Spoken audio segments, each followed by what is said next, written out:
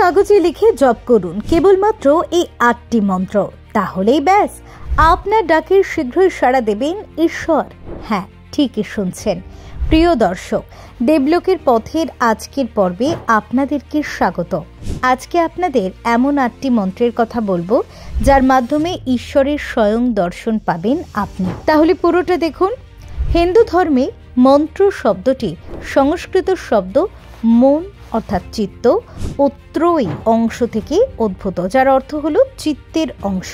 মন্ত্র হলো এমন এক শব্দ বা বাক্য যা আধ্যাত্মিক শক্তি ধারণ করে এবং যে ব্যক্তি এটি সঠিকভাবে জপ করে সে আত্মিক উন্নতি লাভ করে। মন্ত্রের মধ্যে বিশেষ শক্তি থাকে যা বিশ্বাসী ব্যক্তির চিত্তের কলুষতা দূর করে, তাকে আধ্যাত্মিক উদ্দেশ্যের দিকে পরিচালিত করে এবং তার জীবনকে পূর্ণতা ও শান্তির দিকে নিয়ে যায়। হিন্দু ধর্মে মন্ত্র জপের মাধ্যমে ঈশ্বর লাভের কথা বলা হয়েছে। পাশাপাশি মন্ত্র জপ ব্যক্তির একাধিক মনস্কামনা পূর্ণ করতে পারে। এমনকি কিছু সহজ সরল মন্ত্র গ্রহদোষ দূর করতেও সহায়ক। সাধারণত দুভাবে মন্ত্র জপ করা যায়, লিখিত ও মৌখিক। তবে আমরা মৌখিক মন্ত্র জপে অভ্যস্ত। জ্যোতিষ অনুযায়ী সমস্ত মন্ত্রের মৌখিক জপ উচিত নয়। এমন কিছু মন্ত্র রয়েছে যা লিখে জপ করা উচিত। কোন মন্ত্র লিখে জপ করা উচিত এবং সেই মন্ত্র জপের কি নিয়ম ও এর দ্বারা কি লাভ হয় তা জেনে নেওয়া যাক। লিখে জপ করবেন যে মন্ত্রগুলি: কৃষ্ণায় বাসুদেবায় হরে পরমাত্মনে প্রণত ক্লেশ নাশায় গোবিন্দায় নমো নমঃ। 2 ওম ভূর্ভুবঃ স্বঃ তৎসবিতুর্বরেণ্যং ভর্গো দেবস্য ধীমহি ধিয়ো য়ো নঃ প্রচোদয়াৎ। 3 ওম নারায়ণায় বিদ্মহে वासुदेवाय धीमहि तन्नो विष्णु प्रचोदयात्। 4 ओम नमो नारायणा या श्रीमन नारायण नारायण हरि हरि। 5 श्री राम जय राम। 6 ओम गण गणपतये नमः। 7 ओम हं हनुमते नमः। 8 ओम नमः शिवाय।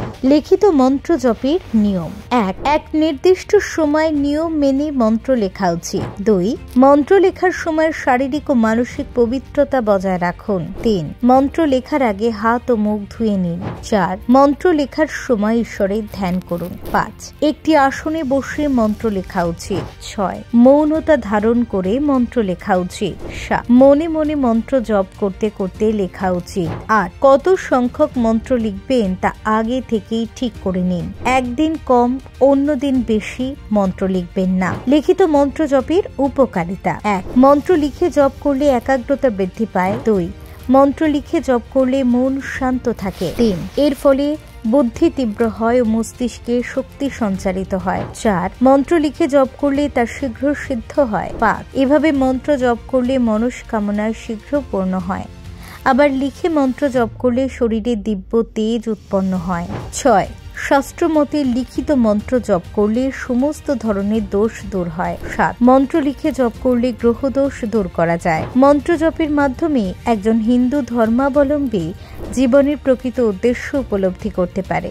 এটি একটি গুরুত্বপূর্ণ আধ্যাত্মিক অভ্যাস যা জীবনের লক্ষ্য ও উদ্দেশ্যকে পরিষ্কার করতে সাহায্য করে। মন্ত্রের জপের মাধ্যমে নিজের অস্তিত্বের অর্থ খুঁজে বের করা যায় এবং আত্মজ্ঞান লাভ করা সম্ভব। হিন্দু ধর্মে মন্ত্র জপের গুরুত্ব অত্যন্ত গভীর।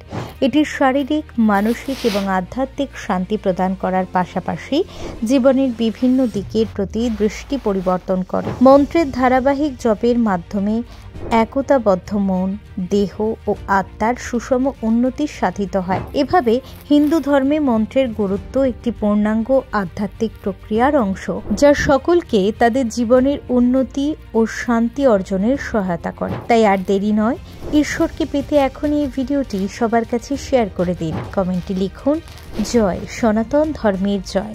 চ্যানেলটিকে সাবস্ক্রাইব করতে ভুলবেন না। ধন্যবাদ।